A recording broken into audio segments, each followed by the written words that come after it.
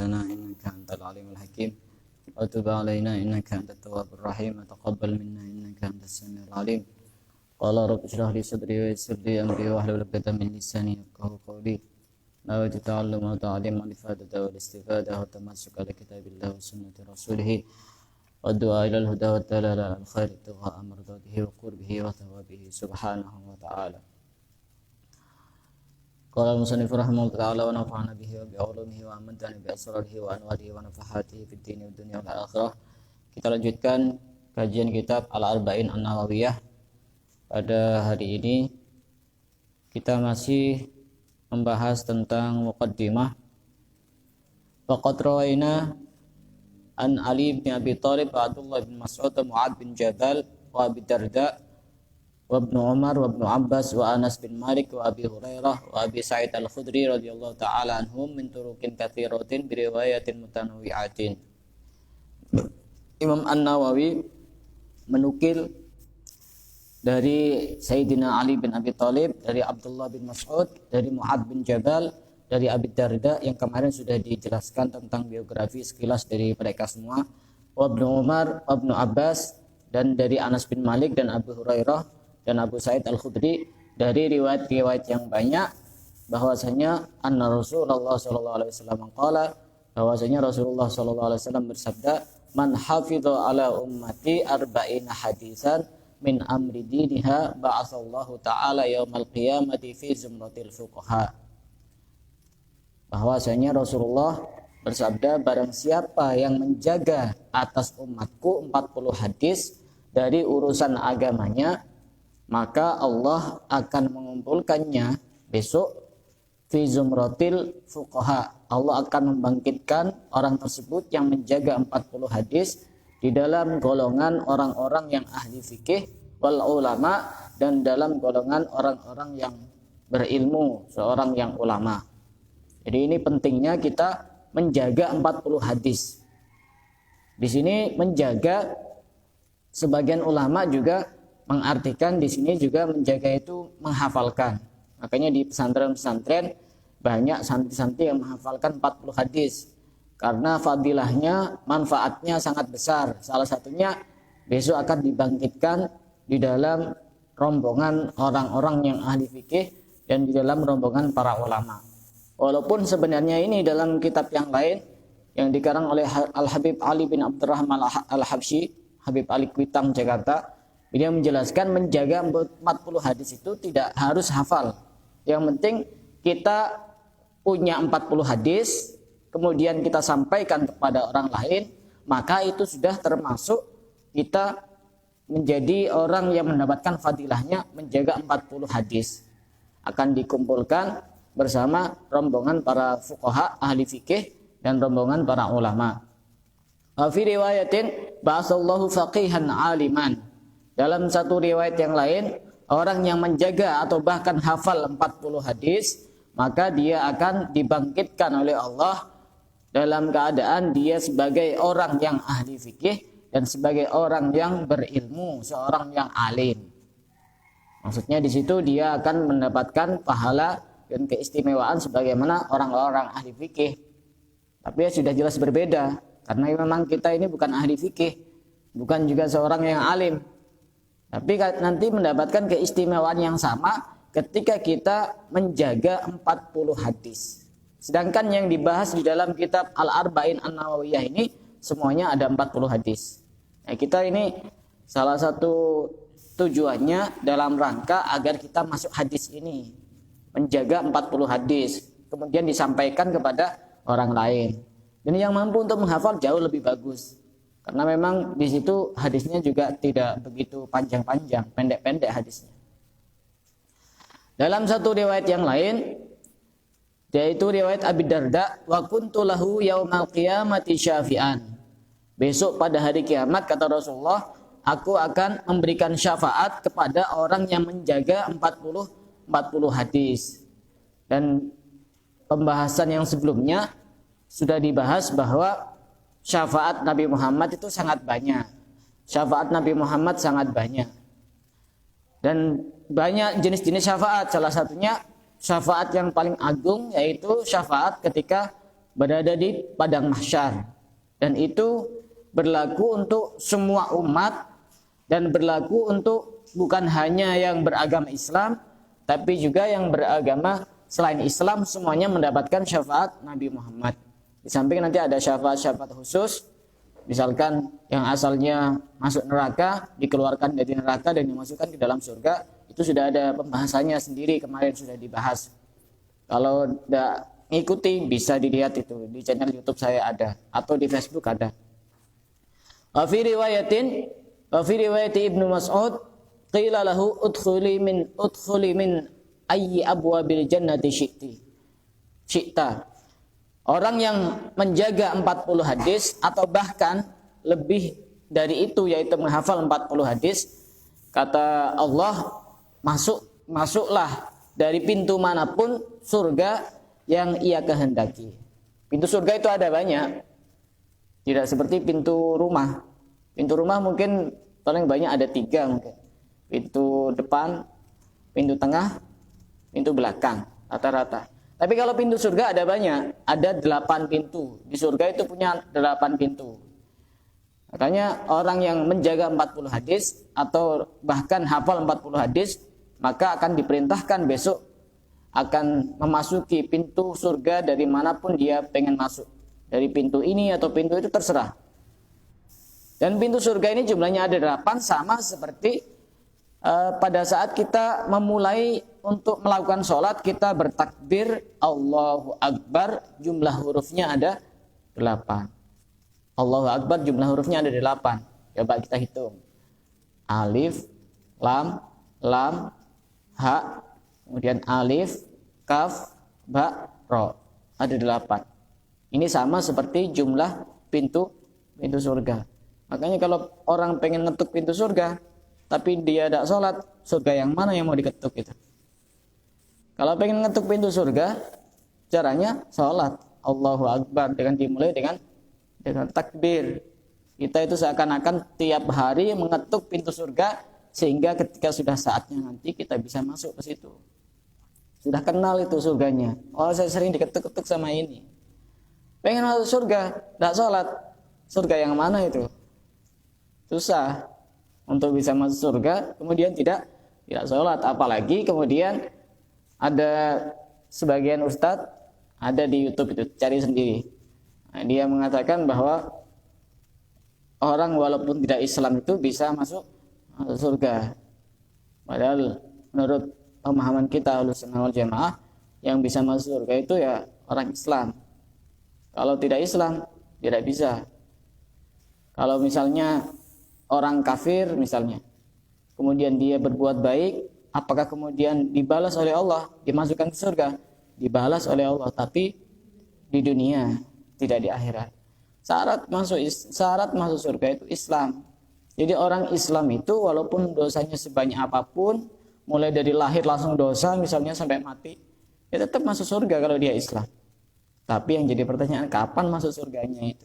Karena orang masuk surganya itu kan macam-macam. Ada yang lebih awal sudah masuk surga. Ada yang masih berapa puluh tahun baru masuk surga. Ada yang berapa ratus tahun baru masuk surga. Itu kan nanti menyesuaikan dengan amalnya masing-masing. Karena orang mau masuk surga itu kan dia mau menghadap kepada Allah. Seperti kita mau menghadap kepada orang terpandang, orang mulia gitu, kan harus bersih. Adab kita harus bersih. Kalau misalnya tidak bersih, ini kan tidak pantas ngadep misalkan kiai, seorang ulama besar, presiden misalnya, kotor semua, bisa diusir. Kita mau menghadap kepada Allah itu juga bersih. Cuma cara membersihkan di sana dengan di dunia tidak sama. Kalau di sana pengen bersih di hadapan Allah, kotorannya yang namanya dosa. Cara membersihkannya dicuci.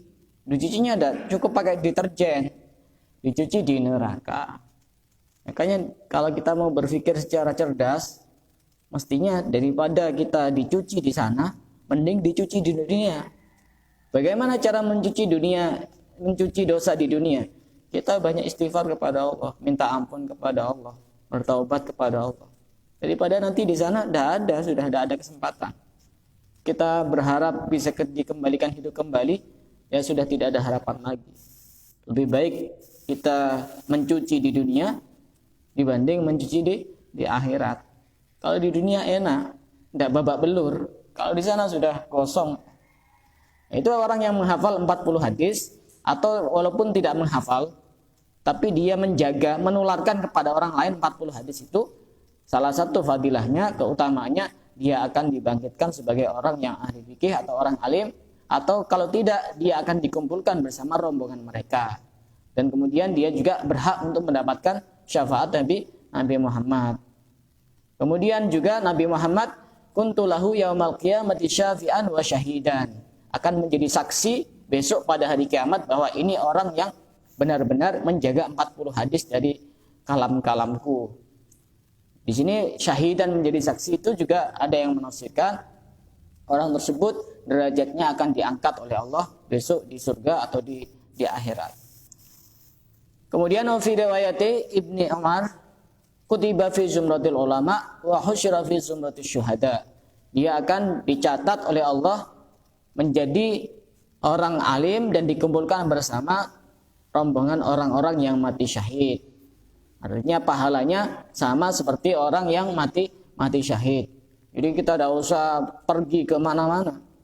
Cukup kita menghafalkan atau menjaga 40 hadis, kita mendapatkan pahala seperti orang-orang yang mati syahid. Dan syahid itu juga macam-macam, kemarin sudah pernah dibahas. Ada syahid dunia, ada syahid akhirat. Ada syahid dunia dan akhirat.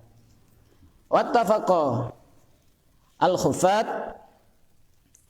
ala annahu hadisun dhaif wa in kasurat turuquhu. Para ahli hadis al-khufat, jadi ini istilah khufat itu lebih tepat diartikan orang yang hafal hadis atau ahli hadis. Sedangkan di Indonesia lebih sering dipakai al-khufat itu orang-orang yang hafal Al-Quran. Hafid, hufat itu lebih sering dipakai orang yang hafal Al-Quran. Padahal mestinya secara istilah hufat itu orang yang hafal hadis atau orang yang ahli hadis. Sedangkan orang yang hafal Al-Quran lebih dikenal dengan istilah hamil.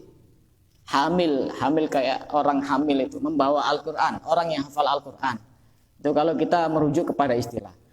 Tapi seandainya pakai istilah ini juga tidak masalah, tidak dosa.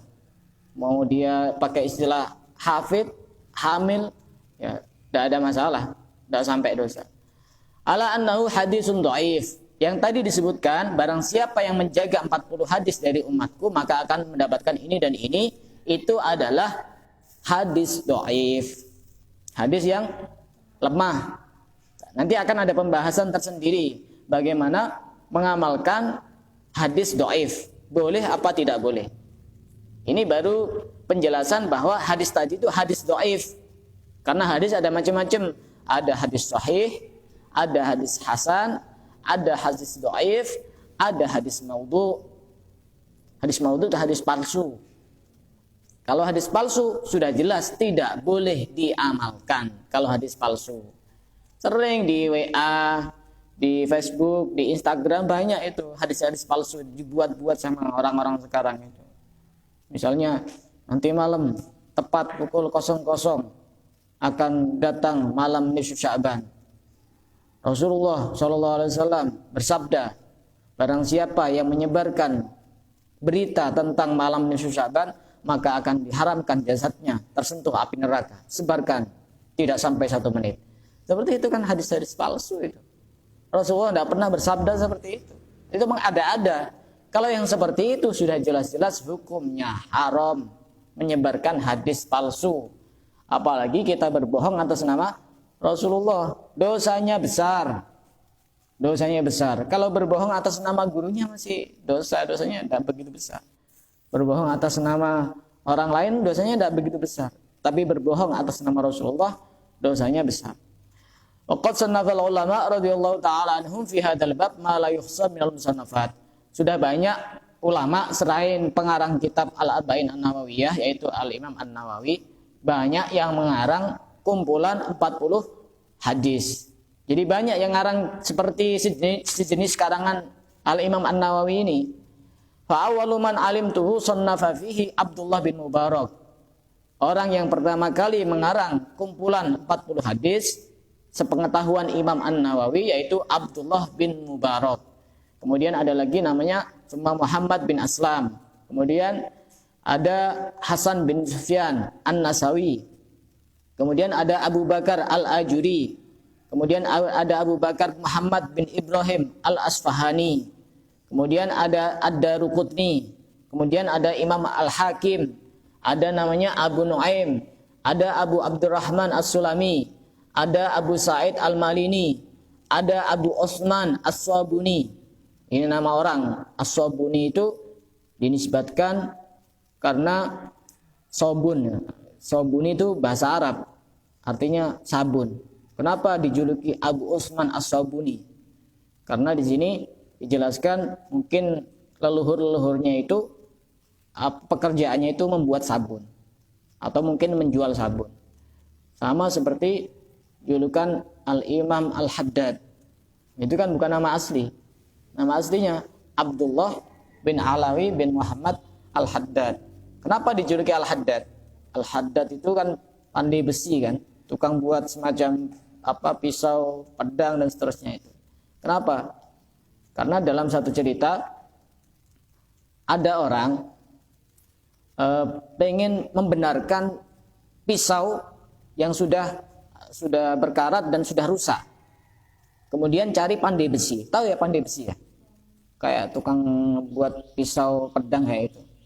Akhirnya ditunjukkan ke orang namanya Abdullah. Sedangkan yang dimaksud Abdullah ini salah orang. Mestinya Abdullah yang ini yang sang pandai besi. Tapi kemudian orang ini datang kepada Abdullah yang lain yang kita kenal pengarang Ratib Haddad itu.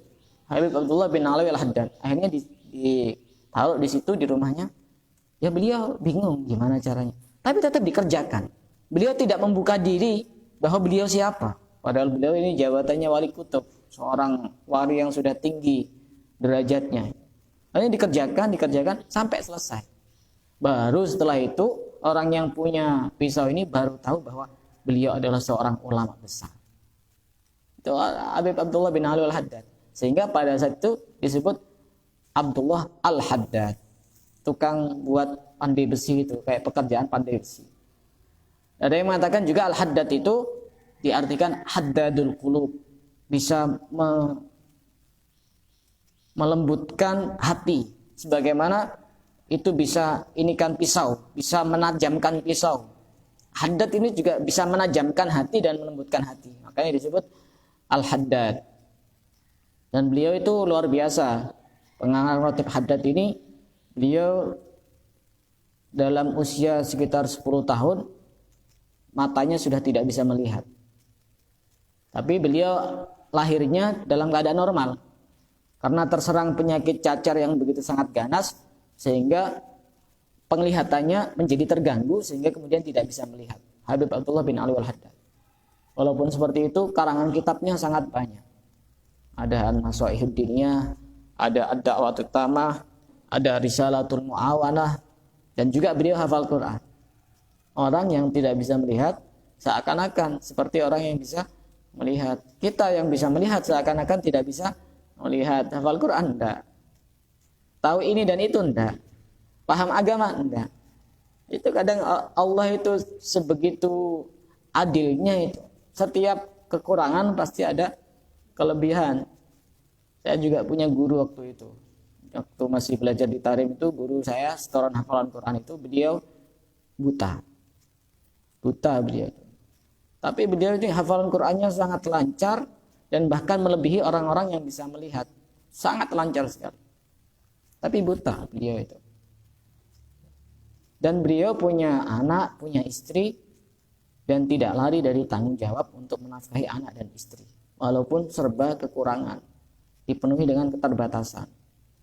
Tetap ngajar. Dan beliau sebegitu sangat sabarnya, sangat luar biasa. Saya selama setoran ke beliau waktu di sana itu tidak pernah marah-marah satu kali pun. Saya tidak pernah lihat beliau marah-marah. Pasti sabar itu. Jadi ketika misalnya kita tidak hadir, tidak setoran, paling cuma ditanya kenapa kemarin tidak masuk. Ya saya bilang belum siap. Atau mungkin saya bilang saya tidur.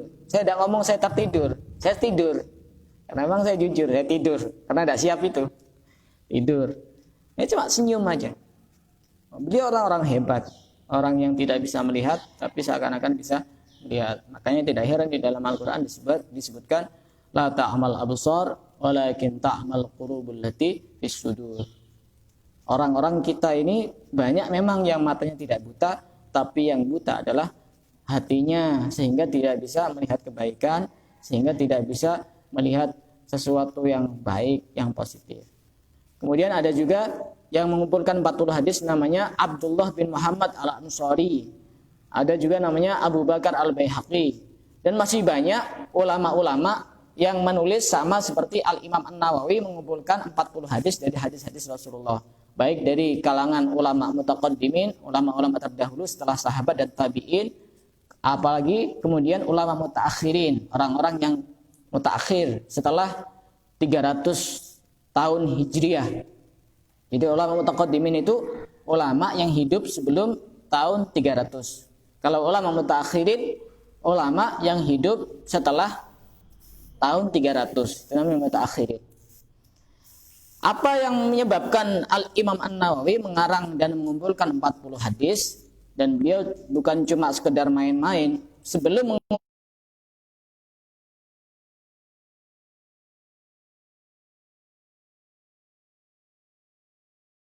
mengumpulkan hadis, Al-Imam An-Nawawi waktu Nawawi ini sebelum mengarang kitab Arba'in Nawawiyah, beliau melakukan istikharah, salat istikharah, mengumpulkan 40 hadis, tujuannya untuk meniru dan mengikuti ulama-ulama yang terdahulu yang sudah mendahului mengarang 40 hadis. Jadi orang-orang dulu itu sebelum melakukan apapun itu pasti meminta petunjuk kepada Allah. Dengan cara apa? Dengan cara melakukan salat istikharah. Dalam satu hadis disebutkan min sa'adati ibni Adam ar-ridha bil qada, termasuk kebahagiaan anak Adam yaitu ridho terhadap kepastian Allah. Wastikharatullah fi umurihi, dan istikharah kepada Allah dalam segala urusannya. Jadi kalau kita ini bingung untuk menentukan pilihan atau bingung untuk memutuskan sesuatu, yang pertama yang harus kita lakukan adalah minta petunjuk kepada Allah melalui salat istikharah. Bagaimana caranya salat istikharah? Di sini dijelaskan di dalam syarahnya Al-Jawahir Al-Lu'lu'iyah fil hadisil Arba'in An-Nawawiyah. Dijelaskan cara salat istikharah ini penting dan perlu diperhatikan. Cara salat istikharah, kita salat 2 rakaat, ya. Salat 2 rakaat, waktunya bebas, bisa pagi, bisa siang, bisa sore, bisa malam. Tapi yang afdol malam, lebih khusyuk, lebih tenang, lebih syahdu kalau malam, apalagi di atas jam 12, di sepertiga akhir malam itu jauh lebih afdol. Tapi waktunya bebas, mau kapan saja bisa. Salat 2 rakaat, kemudian pada rakaat pertama kita baca Fatihah, kemudian baca surat Al-Kafirun, itu rakaat pertama. Setelah itu rakaat kedua baca Al-Fatihah dan surat Al-Ikhlas. Baca Al-Fatihah dan surat Al-Ikhlas. Rakaat pertama surat Al-Kafirun, rakaat kedua surat Al-Ikhlas. Setelah itu kemudian salam. Setelah salam kita berdoa dengan doa khusus sebagaimana disebutkan di sini. Nanti insya Allah kapan-kapan saya ketik, saya bagikan untuk doanya ini. Saya ketik, saya harokati, mungkin besok saya print, insya Allah saya bagikan. Jadi setelah itu kita doa, Allahumma inni astakhiruka bi'ilmika wa astaqdiruka biqudratika wa as'aluka min fadlikal azim fa innaka taqdiru wa la aqdiru wa ta'lamu wa la a'lamu wa anta 'allamul ghuyub. Allahumma in kunta ta'lamu anna kadza. Ini yang penting ini. Saya artikan doanya. Allahumma inni astakhiruka bi'ilmika. Atau misalnya kalau tidak bisa berbahasa Arab, bisa dengan berbahasa Indonesia, tidak apa-apa, yang penting intinya sama. Allahumma inni astakhiruka bi'ilmika, ya Allah, sesungguhnya aku meminta kepadamu untuk memilihkan dan memastikan urusanku dengan ilmumu. Wa astaqdiruka biqudratika, ya Allah, aku minta kekuasaanmu. Wa as'aluka min fadlikal azim, dan aku minta dari anugerahmu yang sangat agung. Fa innaka taqdiru wa la aqdiru, sesungguhnya engkau maha kuasa sedangkan aku tidak punya kuasa apa-apa. Wa ta'lamu wa la a'lamu. Engkau lebih mengetahui sedangkan aku tidak mengetahui. Wa anta 'allamul ghuyub. Dan engkau adalah zat yang maha mengetahui terhadap hal-hal yang gaib. Jadi hal-hal yang gaib kita ini perlu untuk beriman. Jadi kalau misalnya termasuk yang gaib itu jin.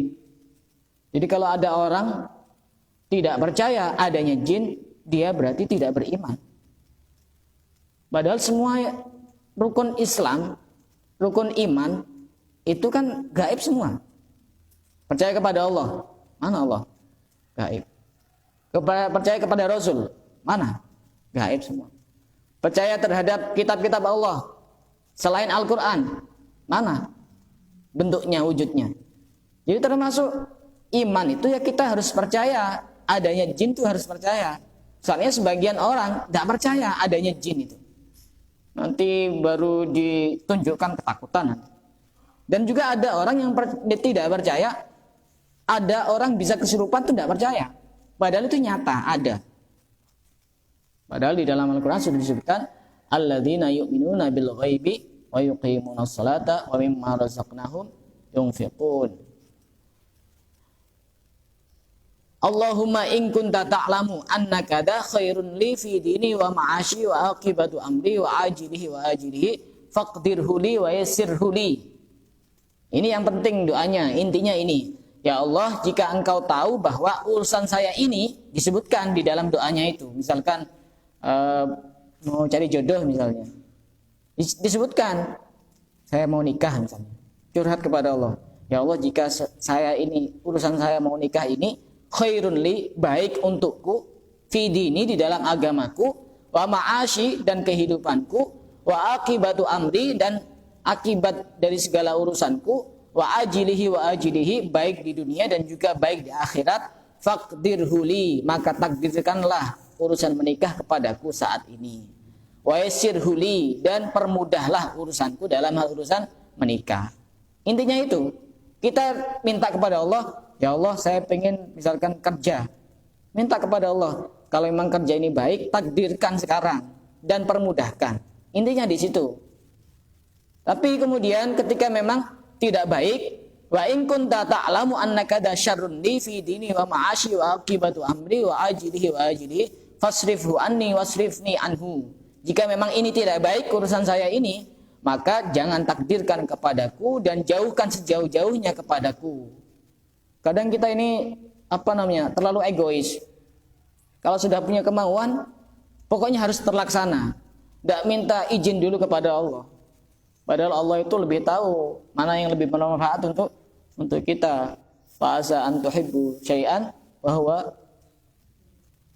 huwa syarrul lakum. Wa asa an takrahu syai'an wa huwa khairul lakum. Bisa jadi kita membenci sesuatu padahal sesuatu itu baik untuk kita. Sebaliknya juga bisa jadi kita mencintai sesuatu padahal itu adalah buruk untuk kita. Wallahu ya'lamu wa antum la ta'lamun.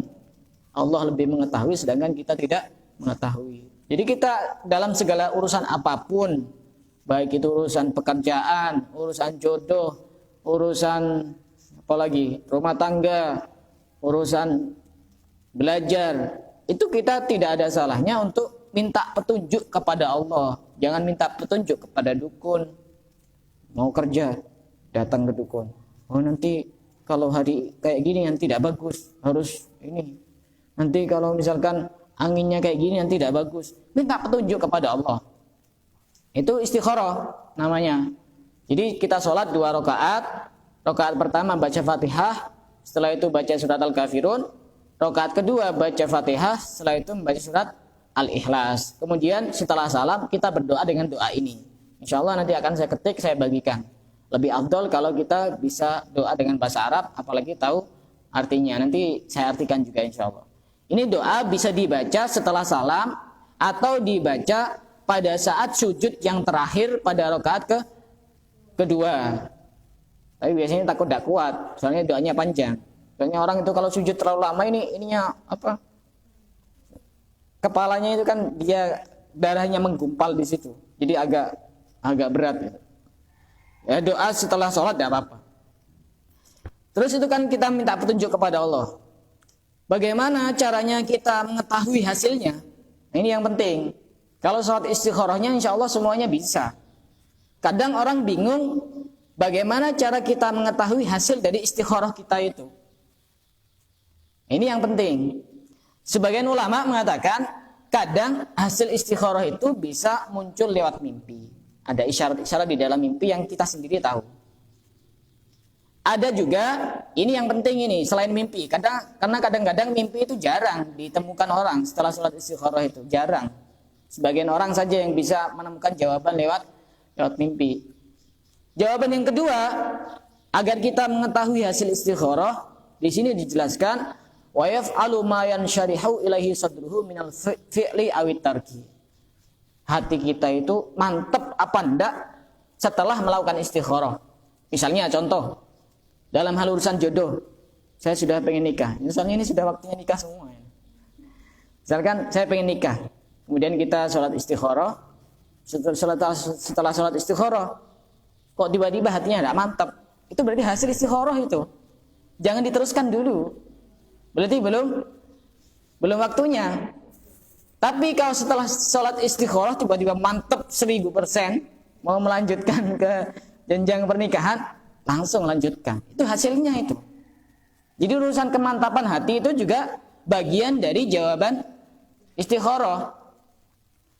Kalau misalnya setelah kita melakukan sholat istikharah dan berdoa, doa istikharah, kemudian kita masih belum menemukan jawaban, misalnya mantap juga enggak mantap juga enggak, kita belum bisa menemukan jawabannya, masih ragu-ragu. Apa yang harus dilakukan? Ulangi sholatnya dan doanya, atau ulangi doanya saja. Nah, jadi sholat istikharah kadang tidak cukup satu kali. Jadi kalau kita masih belum menemukan jawaban dari istikharah itu, kita bisa melakukan mengulangi sholatnya dan doanya, atau mengulangi doanya saja. Jadi setiap hari doa istikharah itu tanpa sholat. Tapi bagusnya sholat dulu. Apalagi cuma sebentar, 2 rakaat. Paling cuma semenit 2 menit. Sehingga sampai kita benar-benar menemukan jawaban dari hasil istikharah itu. Yang tadi itu, mantap dan tidak mantap. Yakin dan tidak yakin. Karena syaratnya orang mau nikah itu yakin. Satunya yakin, satunya tidak yakin. Ya tidak bisa. Ini yakin dalam hal istikharah. Tapi kemudian, misalnya, pada saat kita sudah sholat istikharah, kemudian menemukan jawaban dan itu tidak ada kemantapan di dalam hati, maka apa yang harus kita lakukan? Kita akhirkan urusan kita itu. Misalkan mau nikah misalnya. Contoh nikah aja. Misalkan mau nikah, kemudian kita sudah istikharah dan hasilnya hati kita tidak mantap untuk melanjutkan urusan pernikahan ini. Apa yang harus dilakukan? Akhir ma huwa azimun alaihi in amkana, tunda dulu. Untuk sementara waktu tunda dulu. Jika memang tidak bisa menunda karena beberapa alasan dan karena beberapa desakan misalnya, wa illa tawakkal 'alallah, lakukan tidak apa-apa, kemudian pasrahkan kepada Allah, pasrahkan total hatinya kepada Allah. Ya Allah, ini saya masih belum mantap hati saya, tapi karena ada alasan ini dan itu, untuk misalkan membahagiakan orang tua, pasrahkan semuanya kepada Allah dan lakukan apa yang ingin dilakukan. Fayakunul khair fihi insyaallah. Insyaallah semuanya adalah kebaikan, khair insyaallah. Bibarakatil istikharah, dengan keberkahan istikharah. Jadi itu cara mengetahui bagaimana caranya kita mengambil jawaban dari hasil istikharah kita, biar kita tahu. Jadi kadang kok saya kalau tidak mimpi, berarti tidak ada hasil istikharahnya. Sehari-hari juga jarang mimpinya ketemu setan. Kadang-kadang juga ketemu mantan yang lebih menakutkan daripada setan. Jadi hasil istikharah itu kadang urusan kemantapan. Mantap tidak, kalau mantap itu berarti hasilnya.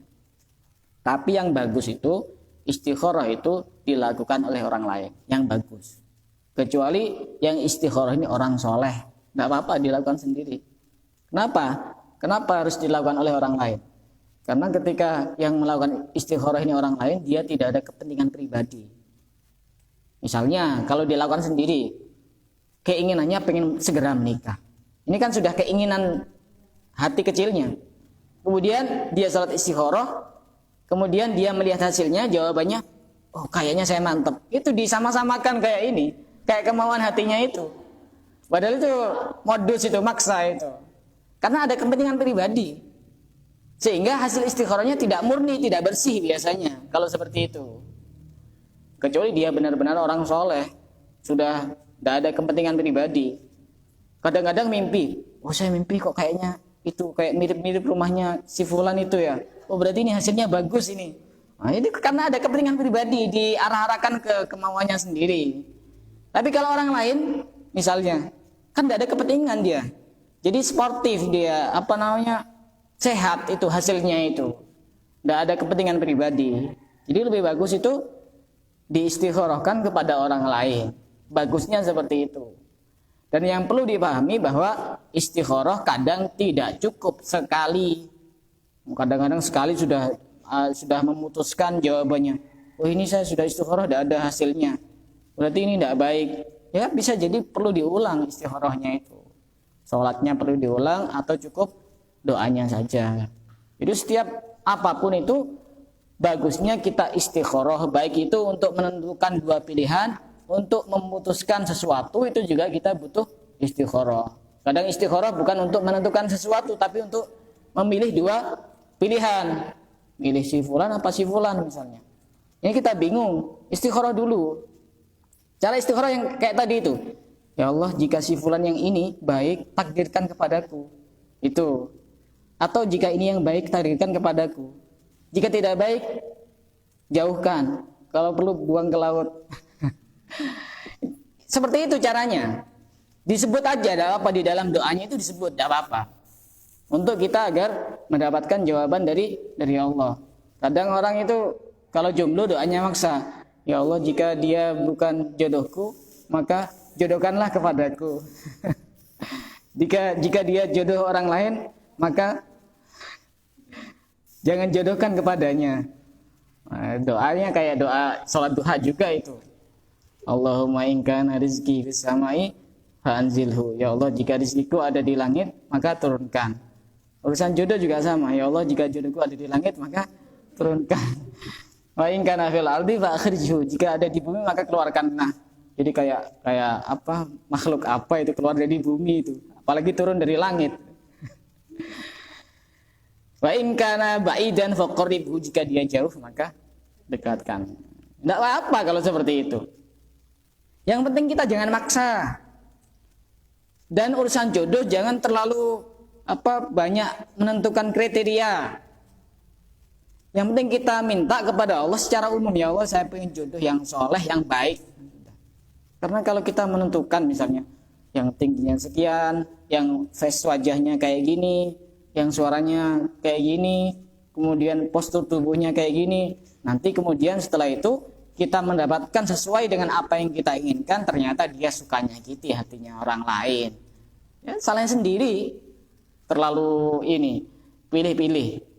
Tentukan semuanya kepada Allah, pilihkan, kita minta dipilihkan oleh Allah. Ya Allah, saya minta jodoh yang baik, yang soleh. Itu sudah mencakup semuanya. Insya Allah nanti semuanya akan menjadi khair, baik insya Allah. Barakatil istikharah. La khaba man istakhar wa la nadima man istashar. Tidak ada kerugian orang yang istikharah dan tidak ada penyesalan orang yang musyawarah. Jadi kunci memutuskan sesuatu itu dua, istikharah dan musyawarah. Jangan cuma istikharah toh. Jadi kita mungkin musyawarah dengan keluarga. Setelah itu untuk bisa meyakinkan bahwa musyawarah itu adalah yang benar, kita tambahi dengan istikharah sehingga jawabannya benar-benar kuat dan yakin. Itu caranya istikharah. Paham ya? Jadi kalau misalnya enggak tahu doanya atau enggak hafal misalnya, ya doa sebagaimana isinya kayak tadi itu. Ya Allah, jika urusan pekerjaan saya ini baik, maka takdirkan kepadaku dan permudahkan. Ya Allah, jika urusan menikah ini baik, maka takdirkan kepadaku dan permudahlah. Jika tidak baik, maka jauhkan kepadaku dan dia jangan mendekat kepadaku. Seperti itu. Intinya di situ. Kemudian setelah itu kita baru bisa mengetahui jawaban hasil istikharah.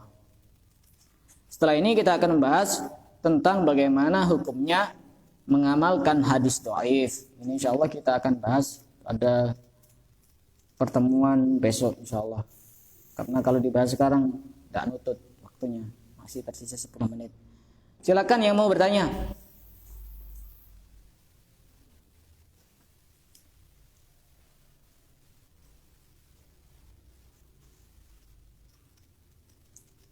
Kalau orang itu didahului istikharah itu tidak akan rugi segala urusannya itu. Jadi tidak salah langkah.